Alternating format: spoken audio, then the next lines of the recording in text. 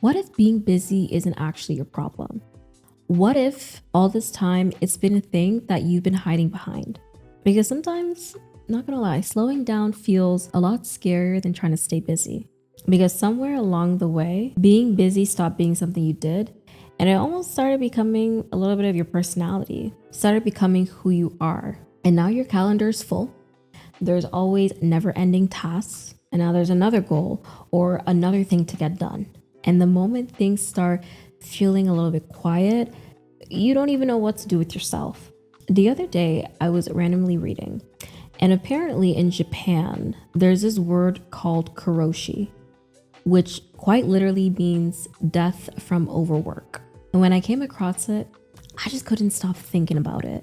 Because how many of us has tied our self-worth to what we actually produce, to how much we get done, to how much we're making, to how busy we look? So today we're going to have a real honest conversation about identity, busyness, and the things that really distract ourselves from what's really going on beneath the surface. Because if you've been feeling a little bit disconnected from yourself lately, the answer may not be more time or more productivity. No, stay with me and let's dive in. Karoshi. Let's talk about it, because I spent some time this week researching about it, watching a couple documentaries, and I think it's safe to say that 9 to 5 sort of culture that exists doesn't really exist in Japan. And one of the things that stood out was that their work culture there is super intense. Like they are such hardworking people. And a lot of people that I know, I haven't visited Japan yet, but a lot of people that I know that visited there, they said a lot of great things about the culture, how they're very hardworking. And I think it's just like a general thing within Asia in general. A lot of countries like that are very hardworking. Specifically Japan, if we look at, death by overwork, they are literally working over 100 hours a week, doing overtime on top of overtime. It's such a cultural norm that to an outsider looking in, it seems intense. It seems like a lot. And it's such a common social issue that stats are literally saying that there are literally hundreds, if not like thousands of cases of people unaliving themselves because of the stress from work every year. And that's just the cases that have been reported, mind you. It steals the life of a hard worker. And besides like trying to make a living, like I said, it's such a cultural norm that there's so many things embedded into this. You have to think about it from, if somebody leaves a company, they are seen as a traitor, because your level of loyalty is tied to how much you're willing to slave for a company, how much you're willing to sacrifice. It's scarier to rest than it is burning yourself out. So there's almost like this fear that you're going to be demonized. People are going to treat you harshly. Your employer is going to treat you harshly if you even decide to rest or complain that you need a break, or have some freedom away from your work. So much so that like, if you are at a breaking point, it's almost safer burning yourself out, like physically, quite literally, like looking burnt out, like at your desk, than to admit that you need to step away from your job. It is seen as like safer and the more responsible thing to do to burn yourself out. And really the last layer to this is that because work is tied to so much of your identity, you don't really have a life outside of work. Like you have zero hobbies or interests. Like there's no time to even figure out who you are outside of that. Because if you're working like 18 hours a day, you go home, barely eat, you got to sleep for, let's say 3-6 hours.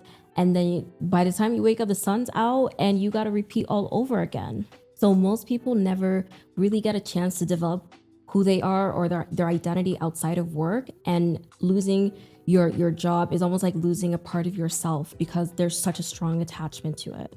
And that last part like really hit me too, because maybe some of you watching, you may not be based in Japan, but you can relate to the feeling of being overworked, whether it be in your job or your business, or being a stay-at-home parent, or whatever the case may be. Like being overworked to the point where staying busy, it's almost like seen as like a shield or like an armor you wear, that being busy is like a sense of your identity. There's no life, there's no other part of yourself outside of that work that you do. And all it is really is just like a mask that people wear. And the thing about the mask is that it's something that you're supposed to take on and off, but it gets to a point where some people don't have been wearing that mask for so long that they don't realize that that mask is now attached to your face, that you became the person you were masking as, and there's not a sense of letting go of that. And when you're used to being so busy to the point where you don't have an identity outside of that, you almost have like a stick up your ass, like you kind of lose your ability to just let go and play and have fun a little bit. And when I say play, I mean doing something that doesn't require you to think much, doesn't require you to be robotic, that something that feels freeing, that you genuinely enjoy doing. Like if you go to like a McDonald's and you observe kids, or you look at, maybe if you're walking by a school and you see the kids playing outside, like there's this sense of like freedom and lightness to play. And of course it's going to mean different things at different stages in your life. Like maybe what you used to enjoy as playtime when you were a kid is going to be different from like when you're an adult. But the point is that when you're caught up in trying to perform or trying to be a certain way for a certain group of people or a certain job or a certain business, like sometimes you get so caught up in it that you forget to take off your mask and you forget to just release yourself and just play. And let's be real, a lot of the times people purposely keep themselves busy or they overwork because they're avoiding a certain feeling. They're running away from a certain feeling. And it reminds me of this book that I read. It's called Letting Go, The Pathway to Surrender by David R. Hawkins. And I'm going to put a picture up here so you can see. And in one of the things that I learned from that book was that he mentioned that one feeling could lead to 1,000 different thoughts in your mind. So let's say if you're happy, you're going to have like so many happy thoughts that come up. If you're angry, you're going to have a lot of like angry thoughts associated with that, whether you're angry at your barista or you're angry at the elevator if it took too long to come down. You're just going to have a lot of thoughts of anger coming up. And if you think about how many thoughts we process a day, studies show sometimes it's as little as 6,000 and upwards to 7,000 thoughts a day that we process. And that's a lot. That's a lot of thoughts. And keep in mind, like for the average person, a lot of the feelings that they have, that people carry within themselves, a lot of the times is negative. Like those emotions that come up is fear or anger or rage or guilt, shame, grief. Like it's a lot of these negative type of emotions. And who's trying to deal with that all the time? So hence why some people take substances to try and relieve themselves from feeling those negative emotions. Some people have vices. Some people, do a lot of sex so they don't have to think about it. Like there's a lot of vices that people have to try and avoid these emotions. Some people stay busy as hell. And I don't blame people that default to that, because staying busy is one of the best ways to get your mind off of something, especially if you're dealing with grief, for example. Like I remember last year, there was a death in my family that happened, and it happened on my birthday. I was my grandfather that I lost. It happened on my birthday, and I was in Panama when this happened. I normally travel every year for my birthday. So I remember getting the news that morning, because normally you wake up on your birthday, you're excited, you thank God for another year, da da da da. But then I woke up to that news that he had passed away. And I remember all day feeling like, I think it's safe to say that it is not normal to process two very opposite emotions at the same time, because one minute I'm supposed to be in a celebratory mood, and then the other minute I'm grieving, I'm crying my eyes out. I'm smiling one minute and then crying the next minute. It was such like a weird it was a weird day that year. Like it was such a weird day trying to process two very opposite emotions. But through the process of like dealing with grief and dealing with that loss, staying busy helped me a lot, like staying productive.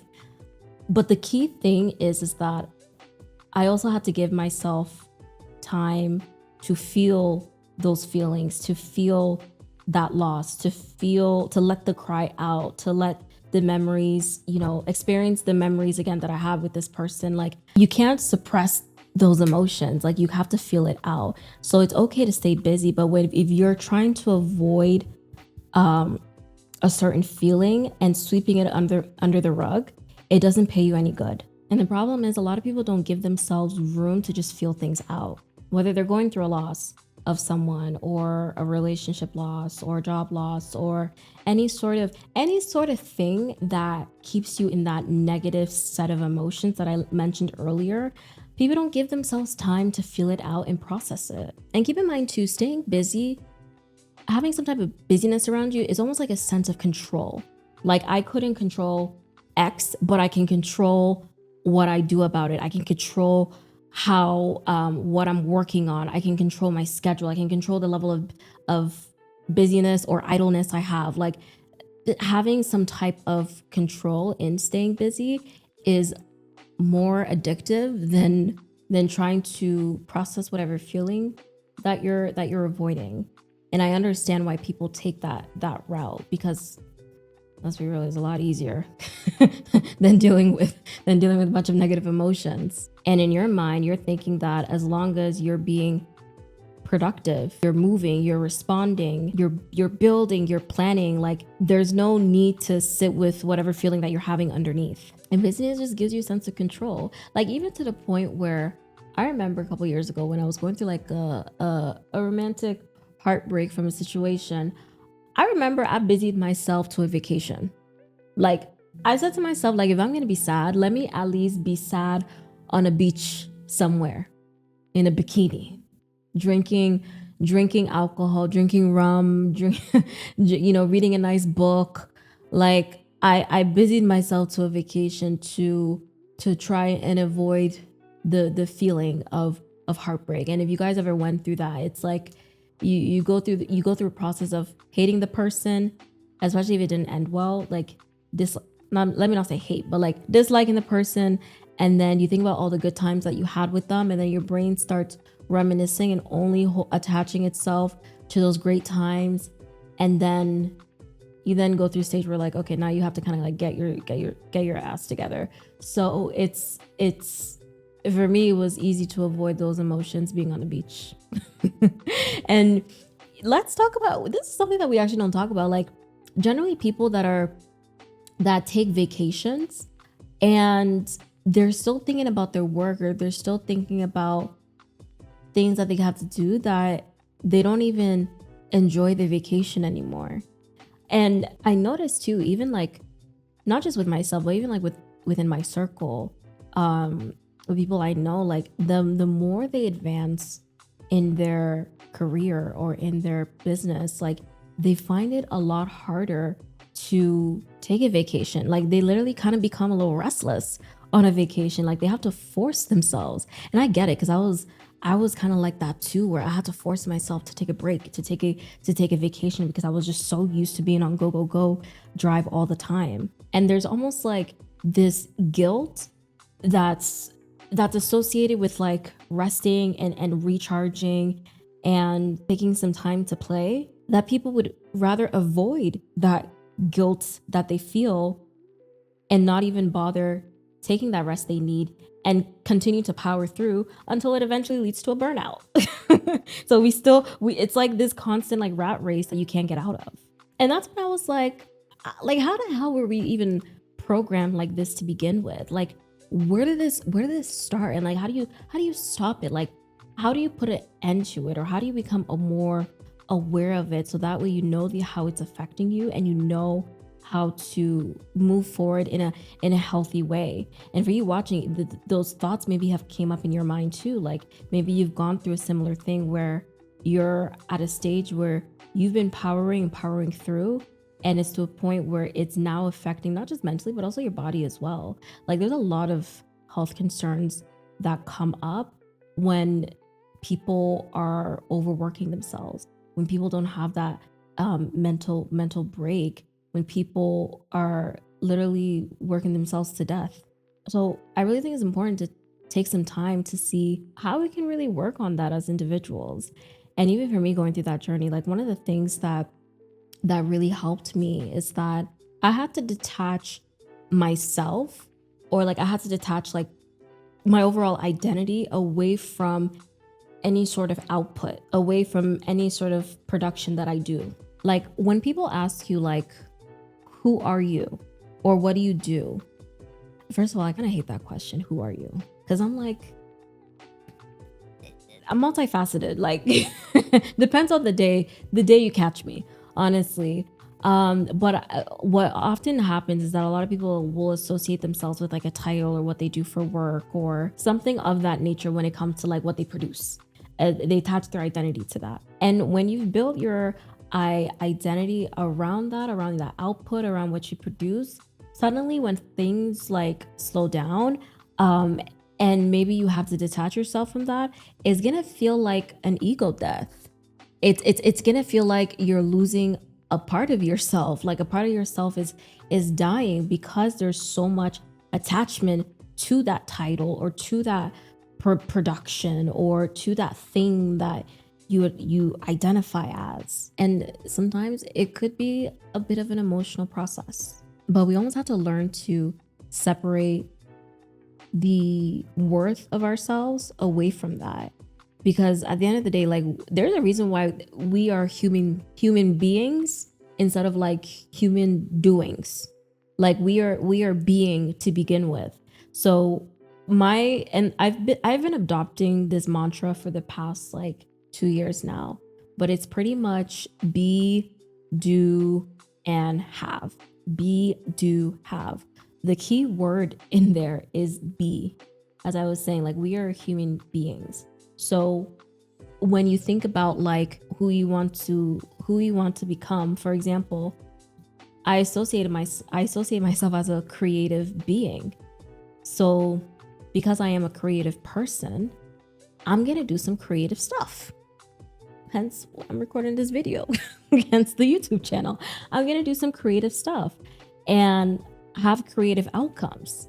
But the point is that I'm being a creative person because that's a default. Or another way to look at it is that if you are a feminine person, for example, I am a feminine being. So therefore, the things that I do is going to be a little bit more, is going to be coming from a feminine place, from the way that I speak to the colors I like, to how I don't know, decorate my apartment, to how I present myself, because I'm a feminine being. So therefore, I'm going to have feminine outcomes. It may seem a little weird at first because the way we were taught in school, it's almost like we were programmed to do X and you're going to get Y. It's almost like you put in the work and there's an output. You put in your hours at a job, you get money. You work hard, you get promoted. You get good grades at school, you get that praise and acknowledgement. You get more followers, you feel more validated. If you're more useful to people, you will be loved. Even though that's not true, but I'm just saying, like, there's this sense of we've been programmed to do X, you're gonna get Y. And now it's gonna feel a little bit different because now it's gonna be flipped a little bit. Now it's be X, do Y, and have Z. For example, if you're curious, you're gonna naturally do activities that's gonna open up your curiosity, where you can explore life and it's gonna be more meaningful. Be grateful, pour appreciation to what you have, and you're gonna be content. Be, do, and have. And when you think about to be, when you think about having a sense of being, or being a sense of being, if that makes better sense. It really boils down to your level of intentionality, the thoughts that shape you every day, the intention behind it, the energy that you pour into, the time that you pour into certain things. Like your state of being is shaped by those things and is not something you have to stress yourself about and believe it intellectually, but it is something that you kind of have to like, prove out through your behavior. And another thing, I would say the second thing that also help is just making time to do things that have like no productive outcome to it. I feel like when we were kids, it was a lot easier to play. It was light, it was easy.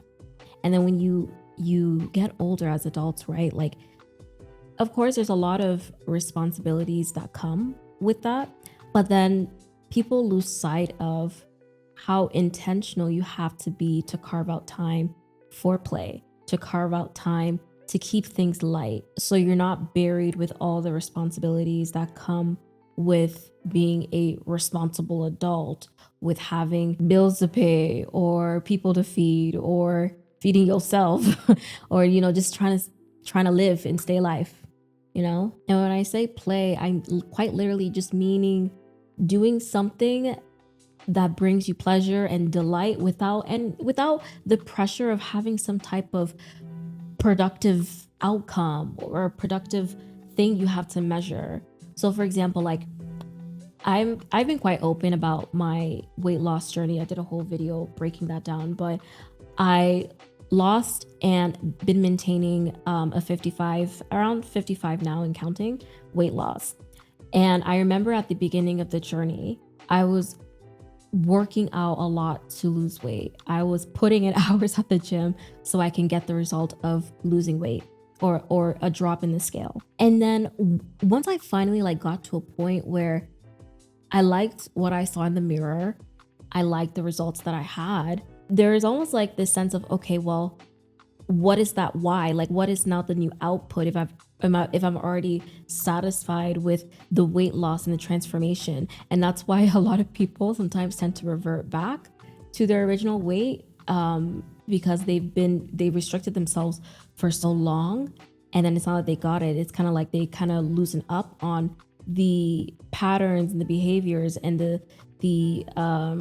system that help get them the result to begin with. So what I then had to do is, after I lost all the weight, I then had to shape myself and my mental and realize that I am a new being, having gone through this whole journey and transformation. Like being a healthy person, now I see going to the gym and working out and lifting weights, not because I'm trying to lose weight now, but because I actually genuinely enjoy it. Like the journey of my weight loss made me learn and really enjoy. I learned that I really enjoyed lifting weights. I learned that I hated CrossFit. I learned that I loved the Stairmaster. I learned that I hated running. Like there's things that you learn along the way, things that you love and things that you hate. So it's like I stuck with the things that I genuinely enjoyed because it brought me pleasure. I love the feeling I have after an intense workout. It's like all the endorphins in my brain just gets released. Like, and I do it just because it's like playtime being at the gym now. Like I try different workout routines and different machines and just kind of like still figure out ways to learn and broaden my knowledge on fitness because it's a sense of play. So for you watching, like not every hobby you do needs to lead to a business. I could never see myself being a personal trainer. Absolutely not. But we do have to like define and redefine like what pleasure, what delight, what playtime looks for us and be more intentional about it the older that we get. And it is quite literally okay to just crave out, whether it be 30 minutes or an hour every week or however often you need. It is okay to crave out a little bit of time to just play, whatever that means to you. And the whole point of doing so is just so you can just turn your brain off and not have to use that to be productive for just a little moment. Un poquito. And that's like the only Spanish I know. other than hola and buenos dias, buenas noches, etc. But like just a little playtime, un poquito, of every week or however long you need. And it's gotten to the point now that I myself, I find it hard to be like be friends with people that they don't have an identity or life outside of their jobs or what they do. Like they're so attached to this title, and you can see how much of an ego it feeds their ego. Like I run away from folks like that. I've met a couple either through social settings, and I just remember saying, yeah, no, not my vibe, not my vibe. So the more lightness and playtime and openness you have, almost like embodying those certain characteristics you had as a kid, more easier it is to learn about yourself a little bit better and creating time to figure out who you are outside of your output. And I would say like the third thing that also helped me as well is learning to sit with yourself without trying to reach for any sort of distraction.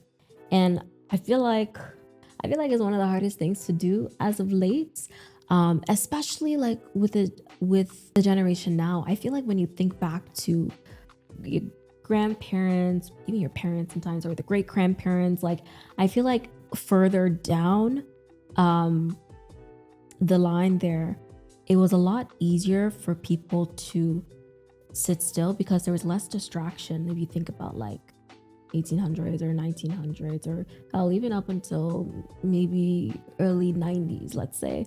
But once you start getting into like the later millennial, Gen Z, and generations after that, forget it. Like you're talking about people that quite literally grew up in the media age, grew up with freaking phones, like grew up with 24/7 news, like grew up with every little thing that can cause, think about anything that can cause any sort of distraction now is being fed to you with a level of fast pace and ease that it's so easy to be distracted that it gets even harder to try and sit still without thinking about anything, without having thoughts that come up, without getting a little fidgety.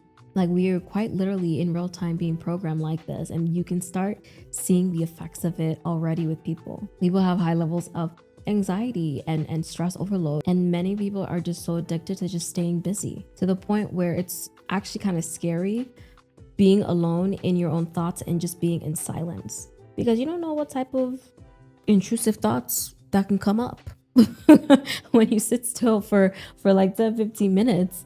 Like I remember last time I did this, I didn't realize that I was still dealing with certain level of insecurity that came up. There was a negative emotion that I was still battling with that I thought that it was I kind of moved on from, but apparently I didn't. And I feel like what we discover when we're able to just sit down, be still, and be quiet, and just being a calm presence, what we discover sometimes with the emotions that come up, it's so easy to judge ourselves or to feel guilty or to feel a way about what's coming up. And the most important thing you can do in that moment of stillness is to just observe whatever intrusive thoughts that are coming through, but don't have any sort of like attachment to it. Don't judge yourself for those thoughts or those feelings. Almost like staying neutral. Like acknowledge it's there, acknowledge that I'm feeling pissed off about what happened at 10 a.m. with so and so earlier today, or acknowledge like whatever thoughts that come up, let it stay there and let it go. And it's a constant process of staying neutral, acknowledge and letting go. And at first it seems hard, and even I struggled with staying still for 5 minutes before, but once I was able to get through 5 minutes, I then increased it to 7 minutes, and then 10 minutes. And then incrementally now, like I can quite literally like stay still for a good 30 minutes, like with just intentional silent time. And I'm trying to up that to like an hour. I don't know how, like I remember one time I was watching a video and it was like these Buddhist monks, like they could be in stillness for like days on end. Like that's a little too extreme for me. Like I think I'll be bored with that much silence. But like some of them can literally meditate and just be still for hours, days. Like that is another level. I don't know if I'll ever reach to that level, but I'm okay with 30 minutes of stillness for now. I think that's a big accomplishment. I know for you doing so, it's going to be a little bit harder, but the easier, the more often you do it, the easier it's going to be. We have to be okay with the boredom that may come as we're sitting still, and learn not to overload ourselves with distraction. Now, if you've ever looked at somebody else's success and you thought about, what do they have that I don't have?